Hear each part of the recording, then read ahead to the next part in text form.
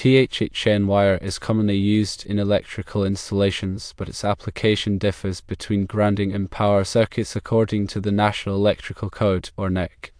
Running THHN wire by itself as a ground wire is generally acceptable. However, using THHN wire for power circuits without conduit typically violates the NEC. The primary reason for this difference lies in the need for mechanical protection for power conductors. Firstly, conduit provides physical protection against damage. Wires can be crushed, punctured, or otherwise damaged in walls or underground.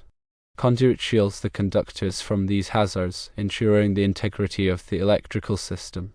Secondly, electrical insulation is enhanced by conduit. While THHN wire itself has insulation, conduit provides an additional layer of protection. This reduces the risk of electrical shock and helps to contain faults.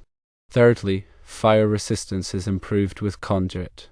Metal conduit can slow the spread of electrical fires, providing valuable time for occupants to escape and firefighters to respond. As for grounding to water pipes, the NEC allows for using a separate ground wire run to a metal water pipe for grounding in specific cases.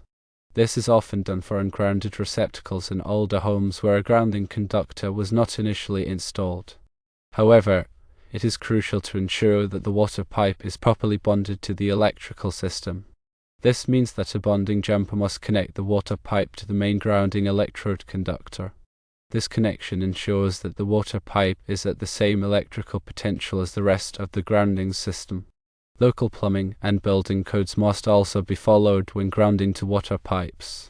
It is possible that some jurisdictions have additional requirements or restrictions on this practice.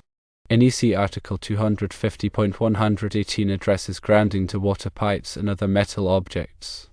This article outlines the requirements for acceptable grounding electrodes, including metal water pipes.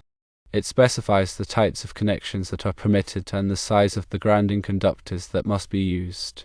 NEC Article 334.10 outlines the requirements for THHN wire. This includes the need for conduit in many power applications.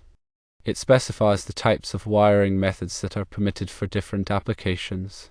Finding information in the NEC can be challenging, but there are strategies that can help. Firstly, use the index. The index is an alphabetical listing of keywords and concepts that are covered in the NEC. It can be a valuable tool for quickly locating relevant sections. Secondly, check the table of contents.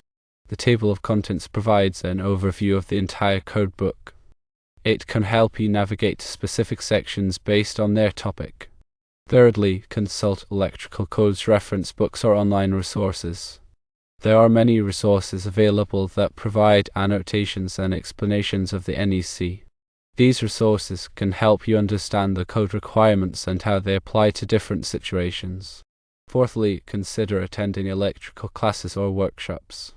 These courses can provide hands-on training and instruction from experienced professionals. They can help you improve your understanding of the NEC and how to apply it in the field.